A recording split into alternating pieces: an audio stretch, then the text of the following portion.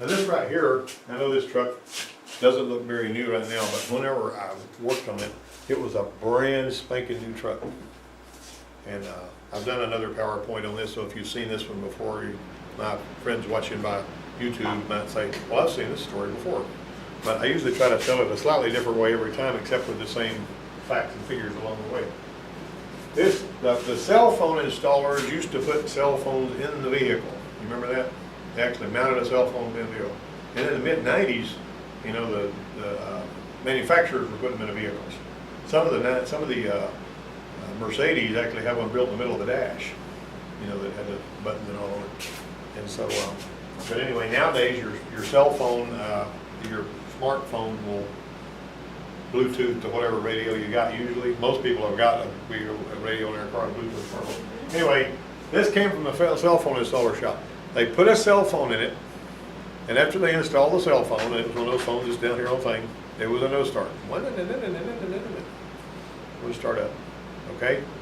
So how could a cell phone installer kill the truck so that it wouldn't even start? It would spin over, but it wouldn't fire. Now here's your semantics. Cranks normally but won't start. Right? If somebody says, my car won't start, you need to know more than that, don't you? You need to know, whenever you turn the key, what happens? They say, well, I hear it spinning over, but it never fires up. A lot of times people will say, well, it sounds like it's not getting any gas. Well, there's about a zillion reasons why, you know, it would spin over but not start, and, you know, and only a few of them got to do with gas. It can be other things. Anyway, here's what we have. You might notice also, whenever they bring a vehicle in over there, they put, there were 4 service lot, you know, roads out there. This one didn't happen to have any cars on either side. They put a tag on the glass. And the part they tore off right here is attached to the key. Bypass you for a little funny story here. And so when you go out walking out there to get the vehicle, you look at this tag and it's got that number on it. So you go out there to where the vehicle is, it's got the one that's, they ought to have written on here that it was a Red Ranger, but they didn't always do that. But you look on your work order, you can tell. Walk out here, you find that you get in. Well, one day, I drew an invoice or a work order, on an ambulance that I had to do some work on. And so I walked out there looking for my ambulance, and there was 2 or 3 ambulances out there, because we always worked on a lot of ambulances. And so I went out there looking for that thing, and I couldn't find it. It wasn't there. I walked all around, and my tag didn't match anything in there. When I walked back in there to my service bay, I was going to ask the dispatcher about it. I noticed that my buddy Donnie, he's the guy that called me yesterday, was working on my ambulance. And I had the key in my hand. Well, it just so happened that the key that he carried out there to get in his ambulance just so happened to fit mine. And he just went and jumped in an ambulance, started pulling the instrument cluster out of it. And I said, Donnie, you're pulling the instrument cluster out of my ambulance. He goes, oh no. And so we had to put it all back together and see. But the odd thing was, my key wouldn't start his ambulance, but his key would start mine. And that's not the only time I ever saw that. I saw that on more than one occasion. Okay, moving on here, the fuel pump fuse was blown. We had no fuel pressure. We weren't hearing a fuel pump. Now let me ask you this. This is engine performance no start stuff. If I switch on the key, and I'm always hammering on this, if I switch on the key and I hear the fuel pump run, what do I know?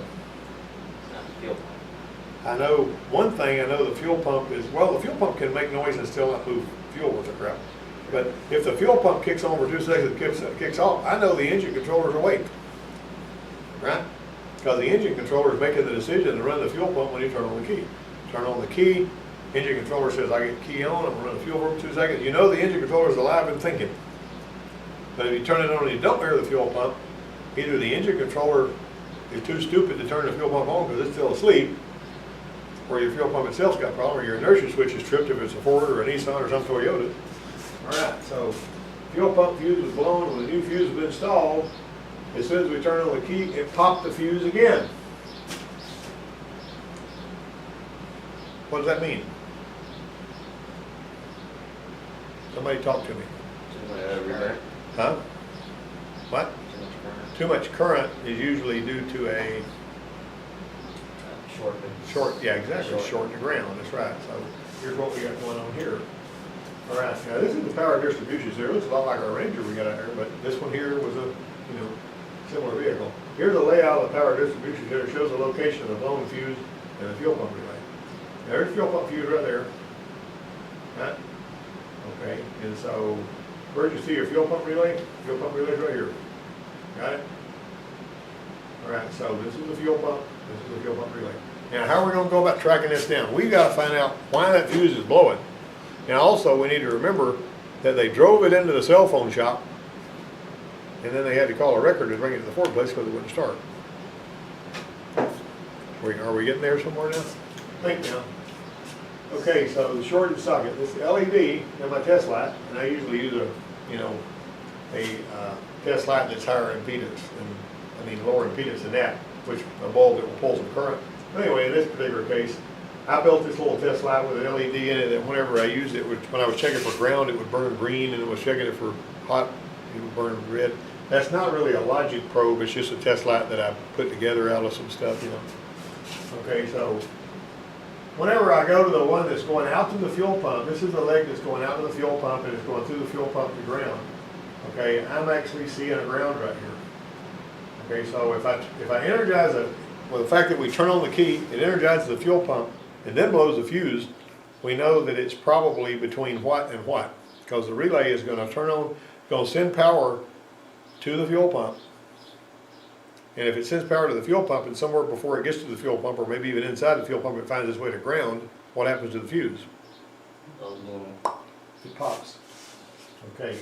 So a short to ground can be tracked down by unplugging connectors along the circuit path this way. Think about that. This is your electrical stuff. And I think that's why you remember as you look up and finding wiring schematics, and we got to be able to track down where connectors are. Got to be able to watch this, follow the circuit, and say, okay, this goes through this connector, that goes through that connector. What's the easiest connector to get to? Okay, so I'm going to unplug this one, see if I still got my short, so on and so forth. All right. So the test light connected to the point indicated by the green box. We disconnected the harness from the inertia switch, and the light went out. The short was gone. So basically, here's your inertia switch right here. The inertia switch is under the right side of the dash, up against the, above the passenger's right foot. Now here's another little story. There was this Mazda pickup truck that looked a lot like yours, except it was an 03. And it was a B3000. And this lady called me and said that it had been sitting there for 3 months because they were going to try to jump it off, because one night it wouldn't start in the parking lot, it wouldn't start, and they said it must need a starter, and so they pushed it over in front of the house, and the boy's driving something else. And so can you look at this while you're off? So I was off work between semesters, so I went over and hooked up the jumper cable to it, and the truck fired up. They just didn't have the jumper cables hooked up good. Kind of like y'all had this morning on that truck. If you don't have your jumper cables hooked up right, and of course you need your safety glasses on when you're jumping the car off, but if you don't have your jumper cables hooked up, good, and you have a good scratchy signal, then you're not going to start nothing like that. And that's what they were fooled into thinking they need a starter. Okay, so she calls me because he says he's washing the truck and we're getting it ready to sell. And so she said, what we have here is a situation where the truck's at the car wash and it won't start. He pulls it in, washes it. And well, do you think he wet the ignition system or something? I don't know. So, but it turned out it was what was wrong with that one was the inertia switch was tripped. I don't know how that happened. I mean, what I'm saying is it was tripped, and all it took to start that truck was click. And then you had fuel pressure again, then you had inertia switch in the end. So anyway, we unplugged the inertia switch. And so remember where we're checking at. We got a fuel pump fuse, and as soon as we turned on the ignition key to PCM, grounds the fuel pump relay, and this goes over here. When this goes over here, that fuse goes boom and it explodes. It doesn't until, so we know it's between here and the fuel pump. But when we unplugged this, the short went away. What does that mean? Think about it. We unplugged this, the short. That means there's no short between here and here. If the short was between here and here, then what we would have would be, the light would go out. The light would stay on. If we unplug that, the light stays on. We know it's between here and here. But when we unplug the light, it means it's down this way somewhere, doesn't it? All right, so that wasn't complicated. So now we're going to find this connector. We're basically going to look up and see on the schematic. Let me see if I can back up.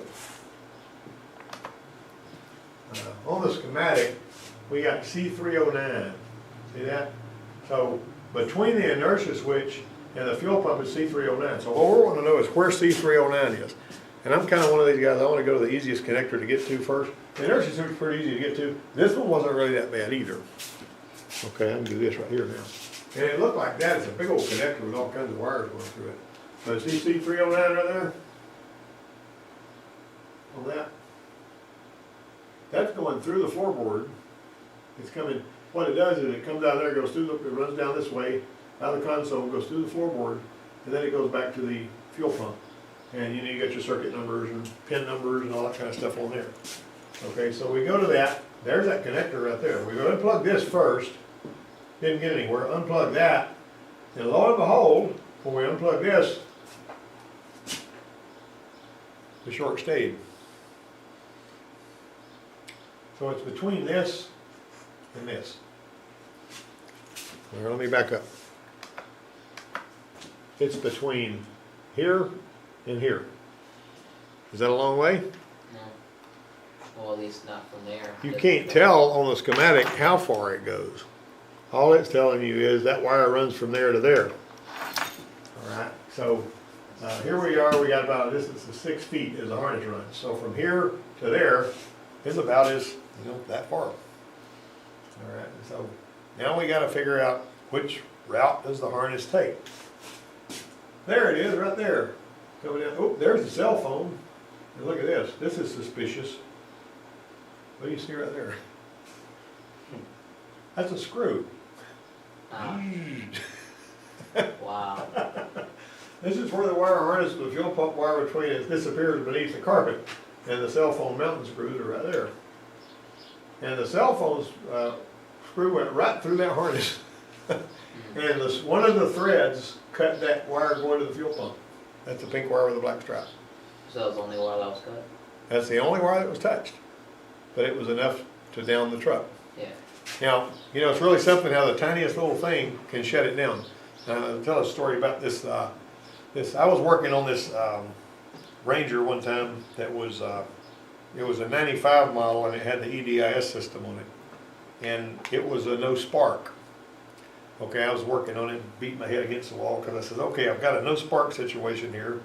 My crank sensor is sending a signal to the EDIS module, and the EDIS module is then supposed to send PIP information to the engine controller, and also the EDIS module is supposed to fire the coils and all that, but the coils weren't firing. But I'm getting a signal on my scope to the EDIS module. But I'm also not getting PIP information to the engine controller, which originates from the crank through the EDIS module to that. And the EDIS module was only around for about 4 or 5 years. I got rid of that and put everything in the PCM. But here I'm scratching my head on that, beating my head against the wall, trying to figure out why it won't start. And I'm thinking, I should be able to figure this out quicker. This is ridiculous. And the shop foreman and this guy comes walking in. He says, hey, this guy parked his motorhome at the 3 weeks ago in his yard, and it's nearly a brand new motorhome, F53 chassis, and now it just won't start. It just spins and spins. And I says, well, this time of year, I'm thinking he's probably got ants in his relay or something. And so we rode over there together, turned on the key, didn't hear a fuel pump, went to the fuel pump relay, unplugged it, and on those relays there's a little hole in the bottom of it. Right there where we've been in amongst all the pins, there's a little square hole. I don't know why that hole's there, because it's not on all relays, but it's on that one was. So I took my screwdriver and popped the top off the cover, and one ant had crawled in between those relay contacts, and it went crunch. And it was one ant that stopped a 10,000-pound motorhome from moving away. And this is the same kind of thing. It's just a little bitty thing. Well, after I got the relay straightened out and got it going on the road, I'm patting myself on the back because I feel like I'm super diagnostic man, right? So I go back over here, and this Ranger's waiting for me. I said, man, what am I going to do about this? And so basically what I did on that one, I says, I'm seeing, I don't know if the amplitude's enough. I don't know what I knew I remembered some on some of the 87 and 90 model Jeeps, the crank sensor needed to put out 480 millivolts in order for the engine controller to recognize it. And if it didn't, you'd have a no start. And we would have to, actually, we'd literally take a screwdriver and put it on the bracket that held the crank sensor and bump that sensor a little bit closer, because on those, closer gives you more amplitude. That's not true on every crank sensor. Some of them, the gap's got to be adjusted.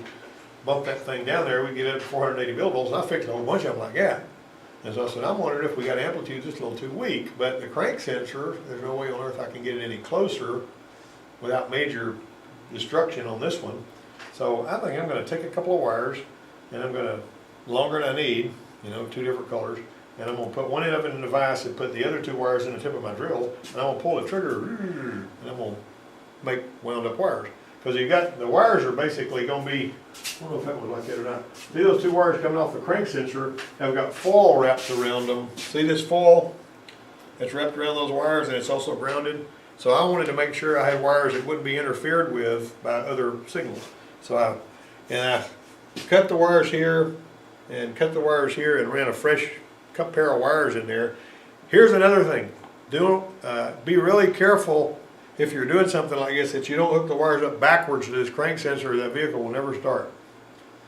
It'll read a crank signal a little bit, but the pattern will be upside down, the engine controller won't like it, and it'll go up to like 200 RPM, then it'll drop to nothing, you won't get no spark. So if you're gonna do this, you know, I could really boggle somebody's mind if I was to go into the engine controller and swap pins 21 and 22 around, put them in there backwards. Man, you'd work on that thing for weeks trying to figure out what's wrong with it. But anyway, I'll hook that thing up. Got it right, and fired that Ranger up. And I ran that wire more permanently and ran it inside loom and all that kind of stuff.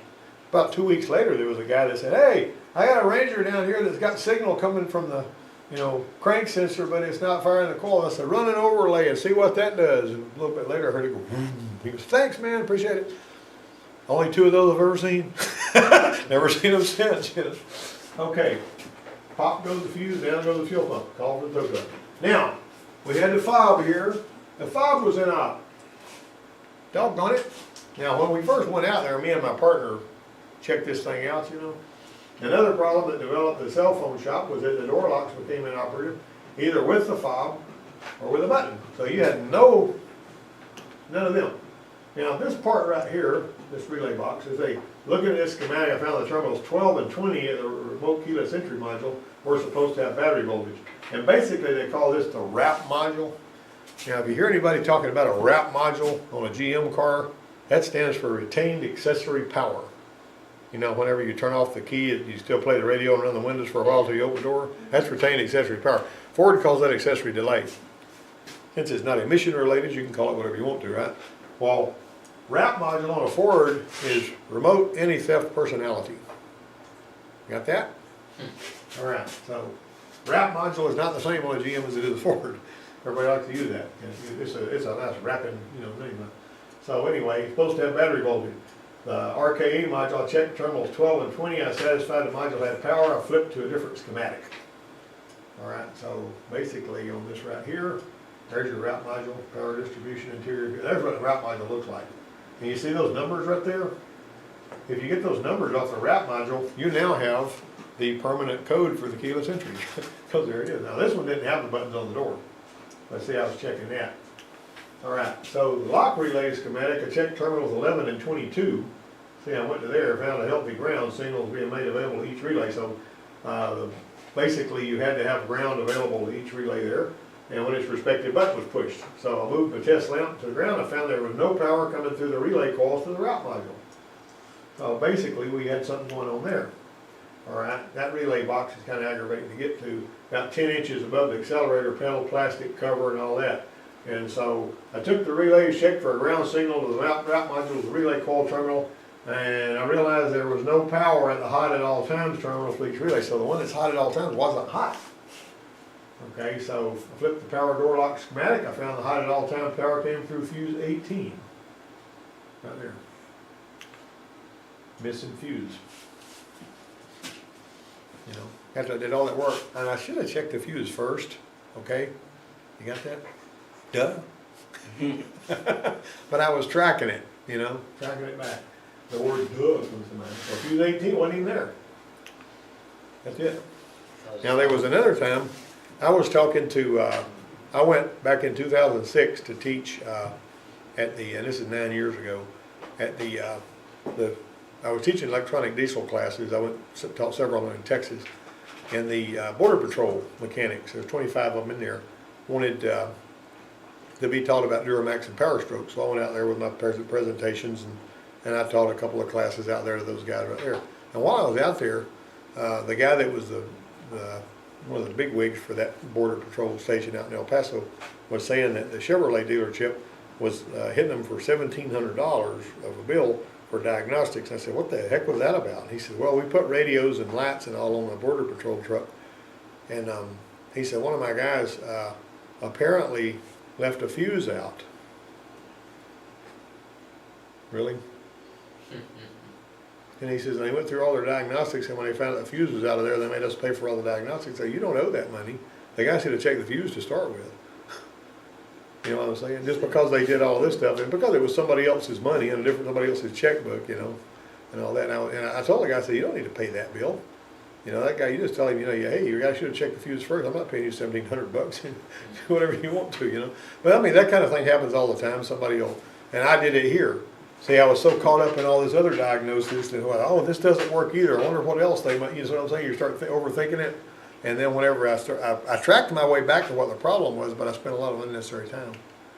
And another power engine performance thing, this is another one I like to talk about. There was a little Avalon, I think it was, yeah, late 90s. And she said it's hard to start. It spins and spins and spins and spins, and when you finally get it started, it does okay for the rest of the day. But getting it started first time in the morning is really hard. Now here's something I'll tell you that you need to know. Whenever you're spinning one over first thing in the morning, it double pulses the injectors. You remember when we operated the accelerator on that engine out there at 2 squirts of gas shot out? That wets the manifold, and it needs that. And even on a fuel injected engine, it needs to wet the manifold. Some of the old Asian cars used to have what they call a cool start injector that was correct the gas in there that it needed. But they just double pulse the injectors. Even if it's got a sequential firing injectors, it double pulses them when you're spinning it over. This particular car wasn't double pulsing the injectors. And then I said, well, how does it know it's supposed to double pulse the injectors? And I started doing some research in the wiring schematic, and I said, well, the only thing I could come up with, it's got a start signal, a crank signal that goes to pin 20 or 21, whatever it was. And it's supposed to be hot when you turn it to start, and that's how it's supposed to know that it's being started and it's supposed to double pulse. So I hooked my test light up and I went in there and I gently back probed that pin. And when you're probing pins, don't spread the pin, because if you spread the pin, you'll wind up with one that won't touch, and then you'll wind up with a worse problem. But you just back probe the pin, just touch it real gently. And I said, okay, turn it to start. I saw no power. I looked at the schematic again, and that power comes through a fuse. And I went to the fuse box, and I saw there was no fuse there. So I put a fuse in there, and it went, started. It just needed a fuse. It was an omitted fuse. The first time I ran into that was Lincoln Mercury place in 1984. I worked on a cruise control for about an hour before I realized the fuse had been omitted. Somebody had pulled the fuse out. Somebody would go in a fuse box, and they'll pull a fuse and put it somewhere else because they'll try to get the radio to work or something. You know what I'm saying? Yeah. I mean, that's what they'll do. And that's what they'd done on that one. And that truck had been, that car had been in another shop. That guy put an engine controller on it. All that stuff. Okay, last story. This is another little war story. And this is one of my favorites right here. I'd probably been working here about 3 months.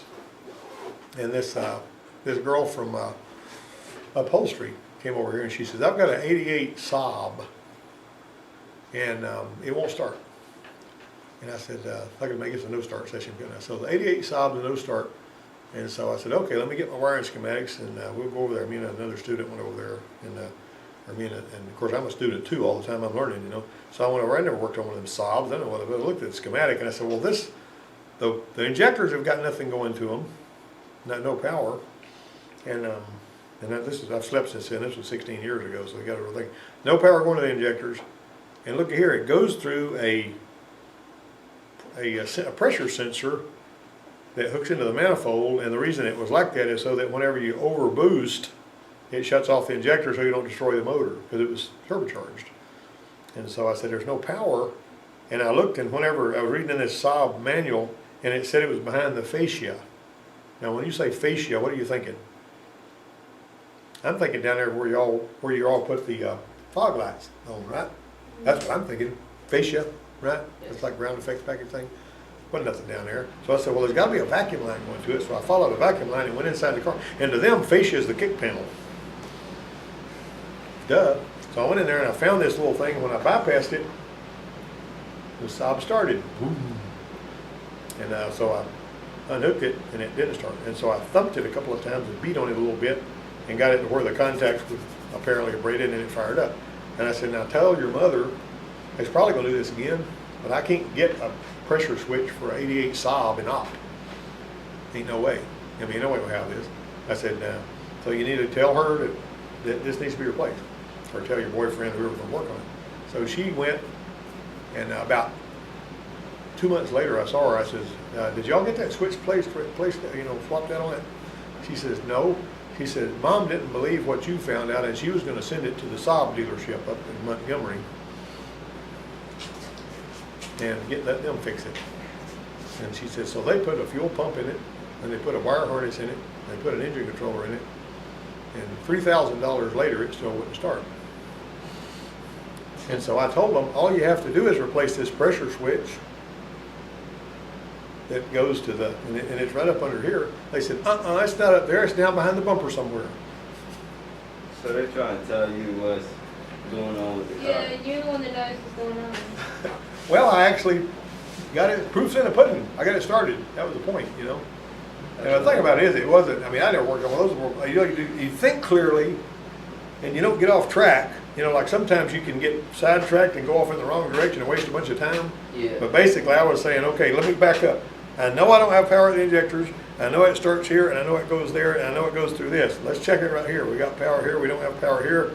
But see, if you bypass it, and she overboosts and blows the engine up, it's on you. See what I'm saying? That's why I wasn't going to just jump past it or put those two screws under the same whatever. And so that's why I told her, I said, this needs to be replaced. You know, I was trying to, didn't want it to be liable for anything like that. So anyway, that all you got to do if you're going to work on, and we're going to probably go through some more no start talks in here, but this is good stuff because it gives you a little idea about, and I mean, I don't know how many hundreds and hundreds of no starts I fixed, and mechanics that are used to doing this kind of work every day like no starts. They really, really enjoy them because they're kind of fun. The car comes in, it won't start, it's like an egg hunt. You know, you say, all right, what am I missing? And last time, I've told this story before and I'm almost out of time. Donnie had one over here that wouldn't start. He goes, it's got fuel, it's got compression, it's got spark, it's in time, I don't have a clue why it won't start. I said, take 3 of the spark plugs out and see if it'll start. And he took half the spark plugs out and it fired up. He goes, what the heck does that mean? But it sounded like a machine gun when it started, but it started. I said, the exhaust is stopped up.